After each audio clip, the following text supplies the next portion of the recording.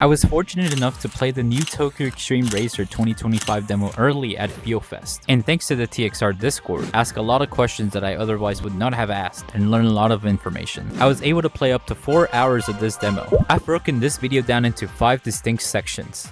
The good? At its core, this game is definitely TXR, but in the modern age. The understandables, or points where you have to side with the developers here. Games can only have so much budget, they can only have such a big of scope. The demo woes, or things that I do believe were bad because of how hastily the event was set up. The uncertain, or elements of the game that can still be polished up until release. And finally, the could be improved, things that I do believe require more touch-ups before release. With all of that said, let's begin.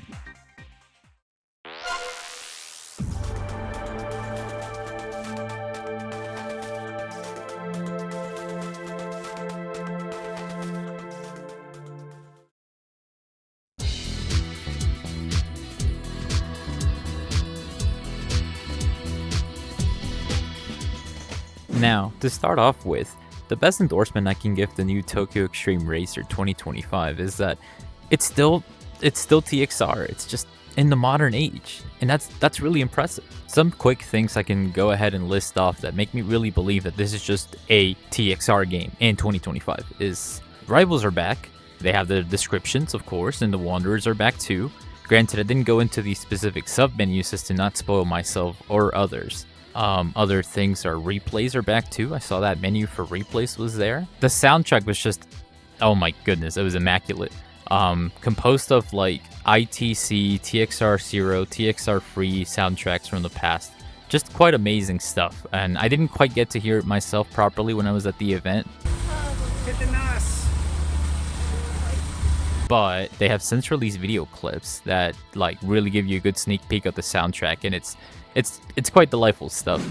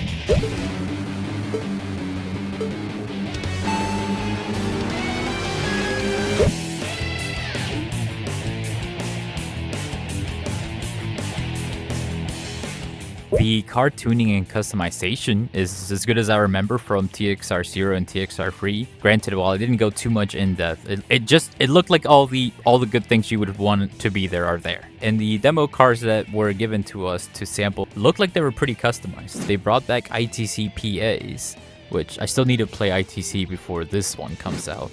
The UI definitely was indicating tire compound and tire degradation settings and features. You can't just be out in the open world forever without experiencing some degradation in your car's performance, which is a good thing. Obviously, the defining feature of the TXR games is that to initiate a battle in the open world, you have to go up behind a rival and flash your headlights. And obviously that's there. Why wouldn't it be? Other cool things that this new game brings is a lot of quality of life features that I noticed. Your rivals are on the map screen now, which is really good to track down that one last rival that you don't have to like quit out to the main menu and go back in and then quit back out and go. Whenever you get a new bad name, you can either choose to take the new one or keep your old one, which is pretty welcome. And there's likely so much more that I didn't get to. Now, I do have to say that the demo looked gorgeous. The lighting model was immaculate. Game definitely stands up to par. Definitely looks like a modern day game. And finally, the handling model was pretty impressive stuff.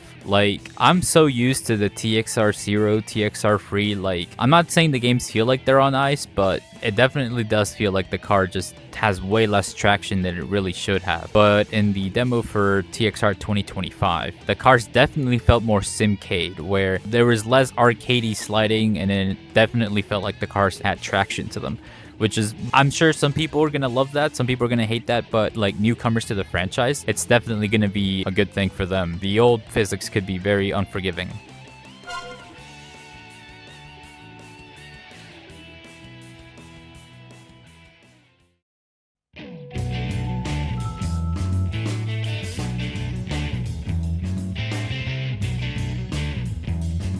Now, they did confirm with me on the event site that there would not be online support for this game. I know this is disappointing. They only have a certain amount of, obviously, funding for this game. The budget can only go up so high, and so the scope of the game can only go up so high. Now, I do believe that this is unfortunately the best move they can make, and to that I point to TDU Solar Crown. This game released with an online mode that had you crashing at every turn, and not just in game, but I mean the servers were terrible.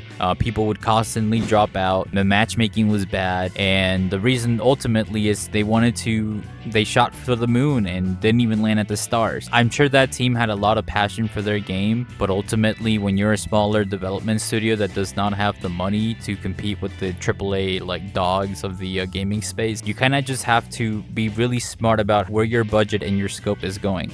And I do think that Genki is making the right moves by not making the game online, at least for this first entry. They didn't roll it out for future entries, provided that this first revival of this series does well. So if you do want online support in the future, probably buy the game. You know, this way Genki can later down the line introduce some sort of online modes for their future titles. Another point that unfortunately falls in this category is no car interiors. The car models do look amazing, but unfortunately, and this falls with the previous argument, having an interior for every car model is just out of scope. They have to prioritize certain things over another. I do hope that, and I'll get to this later, I do hope they'll have more camera options than just, you know, this far back camera, the close-up camera, and the bumper cam. Maybe we'll see a hood cam go into effect, or maybe we'll have one of those like black interior like options where there's not a lot of detail, but it still looks like the camera's located somewhat in the interior. I'm sure some people would be happy enough with that, but yeah, no explicit detailed car interiors for this one. Another point here is that only the Tokyo map will be drivable. So for those of you that have played Tokyo Extreme Racer Zero or Tokyo Extreme Racer Free, it's only that map, the Tokyo highways, you know, the C1 loop all the way down to Wangen. It'll only be that map. I know this might be a bit unfortunate because, you know, obviously TXR Free had the free maps and that was really fun, but again, and it just comes down to another scope creep. Like, they don't want to just bite off more than they can chew. And I think for the first game back in the series for a long time, it's been 18 years. 18 years! Yeah, I think this is a good decision on their part. Another question I got to ask the Genki folks at Fuel Fest was if there would be any official mod support, since, you know, the game is coming out on PC first. No other versions have been confirmed up to this point, and they did say no mod support. My guess here is that they have to say that there's no official mod support because they are playing around with a lot of licenses. It really just is up to the community to figure out ways to mod the game to their liking. Yeah, I mean, that's really all there is to it. And finally, the last point in this category is the car licensing. Car licensing is a pain. I don't believe that we've had anything from Dodge confirmed, or Ford for that matter. Like, some of you that played TXR Free might remember the Ford GT that was in that game. And speaking of not confirmed, Honda cars still not confirmed in the game. Unfortunately, the best they can do is continue those conversations with those manufacturers, and hopefully we either get them in the game before launch or as content packs later down the line. But yeah, it's just not something we can really blame them on. Moving on.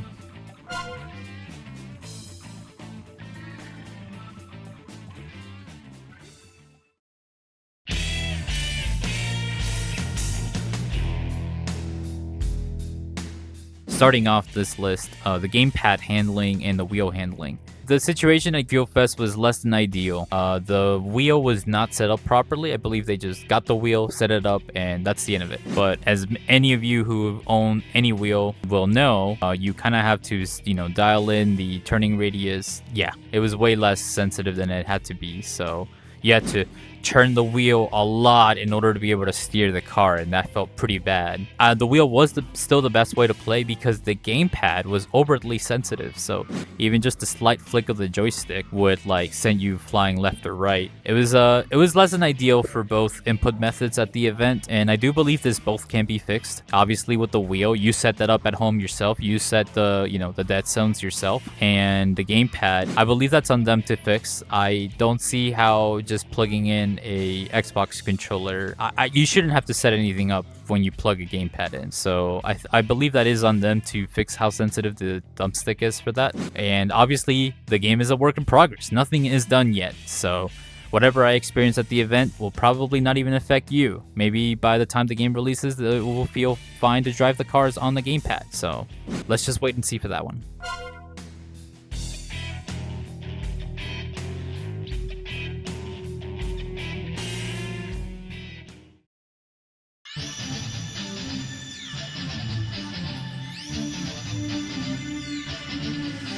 This list is pretty long. There was a lot of variables that can change and will keep changing as would lead up to release.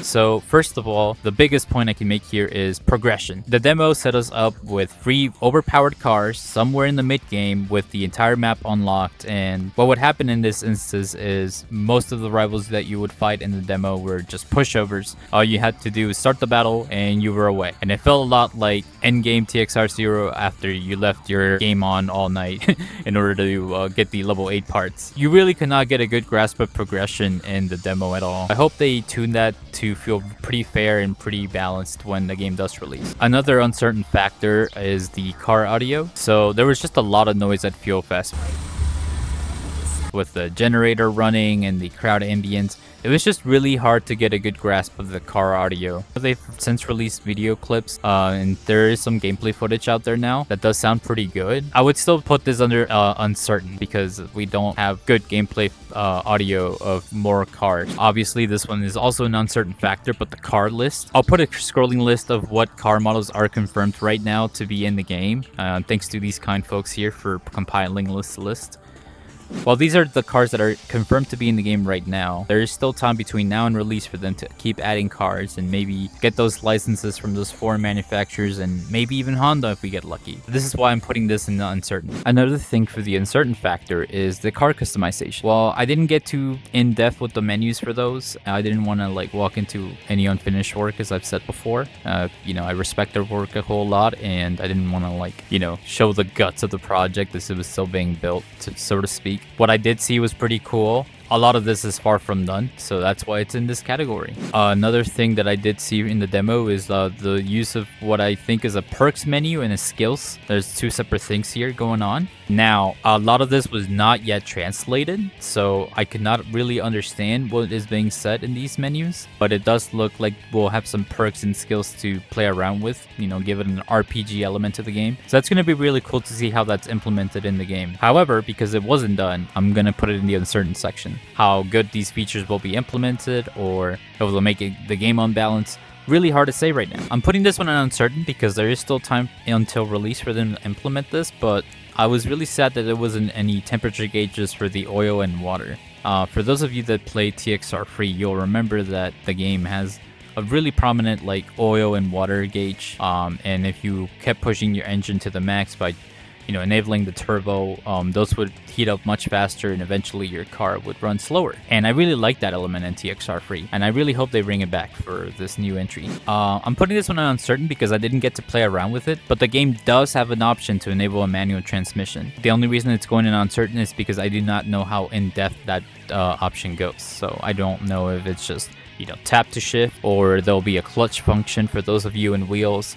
I simply don't know. I didn't get to play around with it, unfortunately. But yes, the manual transmission obviously is an option in the new game, but I do not know of how technical it gets. I'm going to go over some more technical elements of the game. First, the whatever water shader they were using just was not that great. It looked really flat. I think there could be some more work that could go on into that. Another thing that was like minor rendering that could be fixed is shadows on their cars. So like the headlights don't produce any shadows, and as a result, the image can look a little flat. However, I do want to say that the game did not have the graphic settings turned up to the max. They were at high settings, and there were 4 graphic options, with the game being set to high out of those 4. So maybe in the 4th graphic option there would be shadows produced by the headlights, but it is hard to tell. Finally, during the entire 4 hours that I did get to play, I unfortunately did not see like any variable weather options in the game. That means I didn't get to see any rain or fog like you would in TXR Free,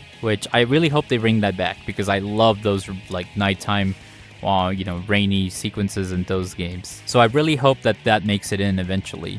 I really love like racing in the rain in TXR Free, for example.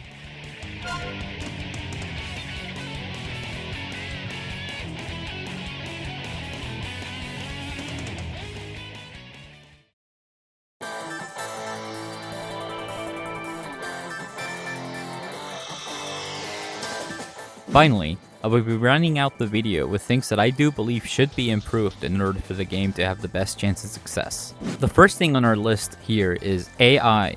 Now, I know. AI has never been a strong point in any of the previous Tokyo Extreme games. I do believe that the Drift games did have better AI, but I have not played those, unfortunately. Even in my short time in the demo, I felt like the enemy AI could have been a bit smarter.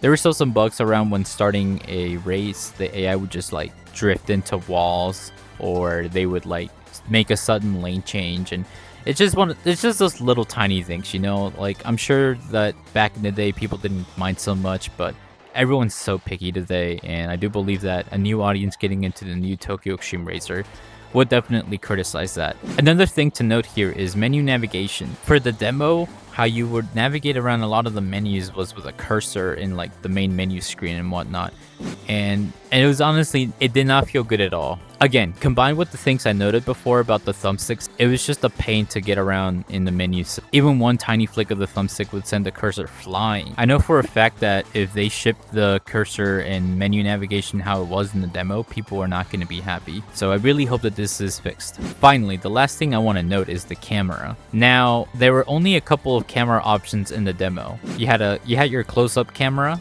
you had your further away camera, and you had a bumper camera. Unfortunately, I do believe that they could add more camera options here. One I would really like to see is a hood camera, for example. Would be really good for those of us with a wheel. I know that we won't have detailed camera interiors in this game, but I do believe that more camera options are required. And if they want some extra credit in this area, they really should just introduce like camera controls that the user can customize, change the FOV, change how high the camera is away from the car, change if we want camera shake when the car is going too fast. So many options that they could implement with the camera, and I do believe this is one point of improvement here that they could use.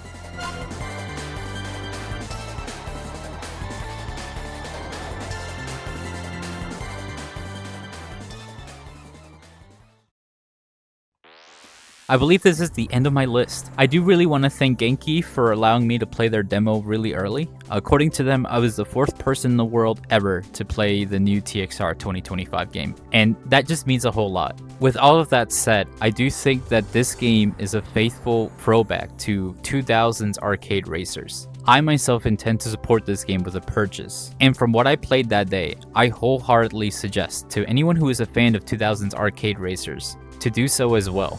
To give this game a purchase. We don't get games like this anymore, guys. Like, the latest TDU was a disaster.